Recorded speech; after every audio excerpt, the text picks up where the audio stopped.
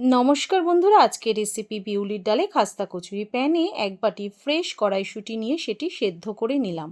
তড়কা প্যানে দিলাম শুকনো লঙ্কা, জিরে, ধনে, মৌরি, সেটি তেলে গুঁড়ো করে রাখলাম। সেদ্ধ কড়াইশুঁটি ম্যাশ করে নিলাম। তার মধ্যে দিলাম বিউলির ডালের গুঁড়ো, চিনি, নুন, হিং, গুঁড়ো করা ভাজা মশলা ও আমচুর পাউডার দিয়ে মেখে পুর রেডি করে নিলাম।